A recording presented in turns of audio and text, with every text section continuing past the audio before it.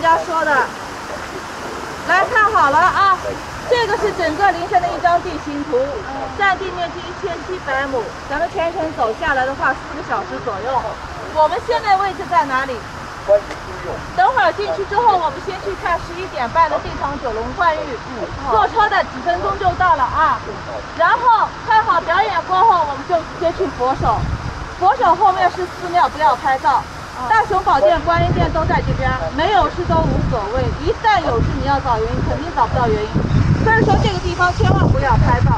出了大雄宝殿门，你们看一下时间。如果说已经在1点半了，你们就不要上去了。走路的，你们控制在1点10分就要往这个地方走了，不然的话来不及的。坐车的可以1点半坐车直接到梵宫，梵宫看完表演过后出来，然后返回到佛脚，到这个大佛。然后呢，你们看到这台阶没有？218个台阶，不用去爬。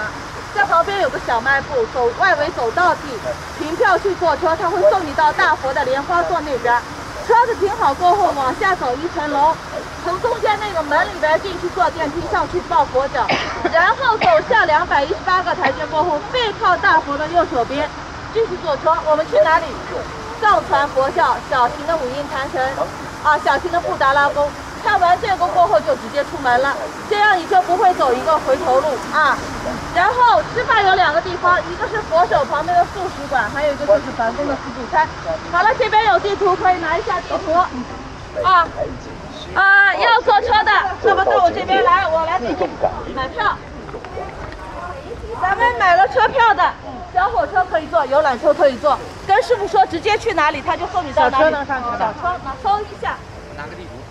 走吧，我们坐车。无锡是中国国家历史文化名城，位于长江三角洲平原腹地，被誉为太湖明珠，是我国优秀的旅游城市。在我国无锡灵山大佛景区内有一处著名的景观，叫做九龙冠玉。刚上车，这里。之前来无锡时，灵山圣经文化公园刚刚破土动工，它建在灵山大佛与浩瀚的太湖之间。一位景观设计建造专家介绍说，位于文化园中的大型铜雕塑九龙冠玉，总高27.5米，总重260吨。将使用黄金18公斤，青铜180多吨。这是一个依托着中国古老的宗教文化，糅合了神奇的科技精髓的传世精品工程。其主体雕塑高达7.2米，重12吨，耗金15公斤的太子像，为古今造佛塑像之首创。经过1年的精心打造，九龙冠玉究竟是什么样？怀着一颗虔诚的好奇的心，我们来到了灵山。请将方向两侧安全扶手。对，你看看合不合适？行驶中请注意安全。车票是您乘车的唯一凭证，请妥善保管。上次来的时候，他还能开的，他能车辆上下桥，请安好扶手，注意安全。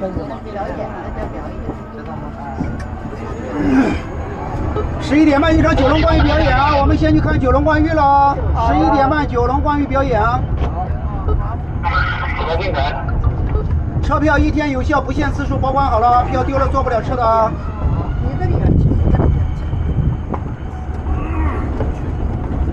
梵宫的吉祥颂啊，下午2点4点啊，梵宫的吉祥颂啊，下午2点4点啊。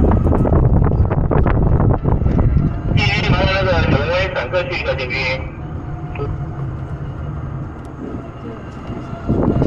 好的，收到。师傅，梵宫的表演多长时间呀？半个小时不到吧，20几分钟，23分钟、28分钟这个样子，25分钟这个样子。九龙13分钟，九龙冠玉。好的。这个车是只有到站点停了，还是路上随便招手？你招手的话可以是可以，但是比如说你去的方向跟客人去的跟车上客人去的方向不一样，他就带不了你了。比如说你到大佛，人家到出口，他带不了你。还有一个车满了，他也带不了你。你在站台上车的话，他能带你，他肯定安排你上车。好了，就点。就是跟公交车的性质是一模一样的。公交车，那个说他是必须得走到固定的站点。站点我们也有，你原则上你路上拦也可以。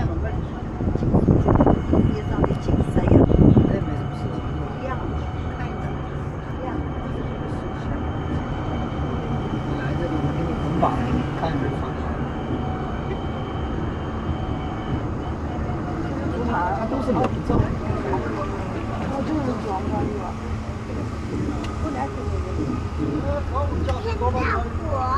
大佛，这不是大佛，大佛在山上。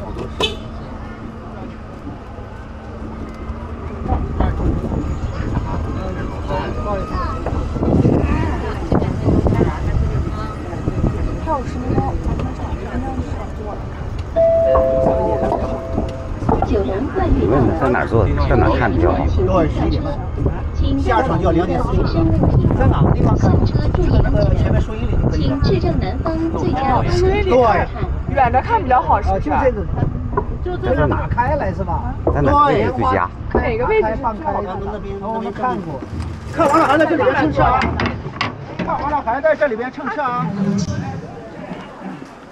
请各位游客到广场南侧，保持肃静，静心等候，等待庄严神圣时刻的到来。观礼之后，请您持敬瓶、敬杯，于凤凰口中恭请八功德水，永保吉祥平安。坐这里。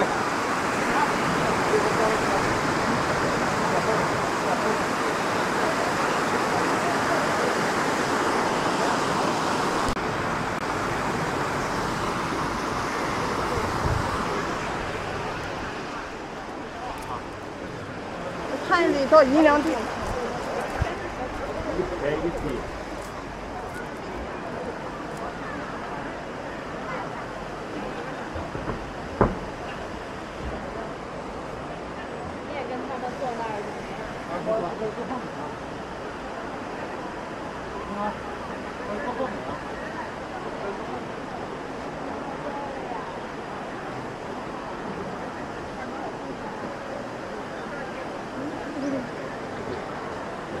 坐这里。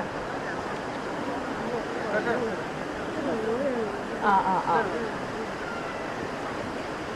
坐的太矮了吧？没有这边高啊。坐那太高了。这会掉下去，坐这儿不掉不下去。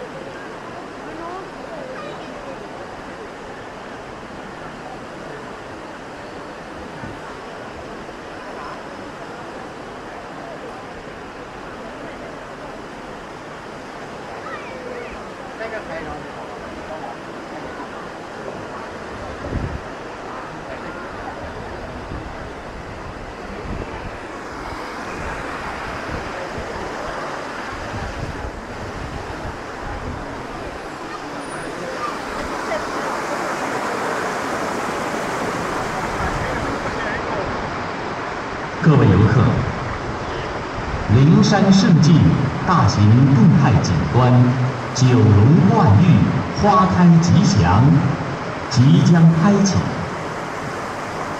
请各位游客到广场南侧，保持肃静，静心等候，等待庄严神圣时刻的到来。观礼之后，请您持敬瓶、敬杯，于凤凰口中恭请八功德水，永保吉祥平安。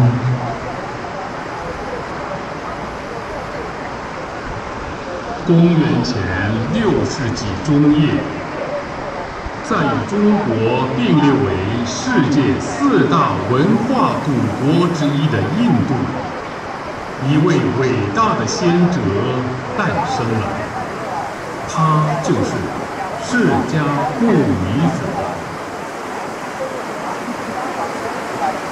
在一般人心目中，佛是超然神圣、可望而不可亲近的救世主。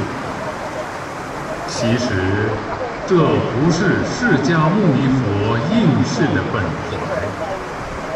正经的佛教知道，佛既不是来去无踪影的神仙，也不是人们冥思苦想设计出来的天地，而是一位真实不虚的智者、觉者。灵山圣境概括了佛4相成道的过程，这里展示的正是这位觉者的诞生。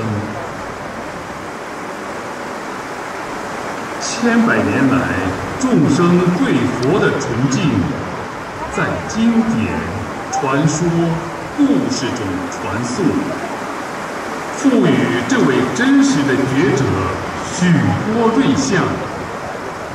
太子诞生，9龙冠玉是其中之一。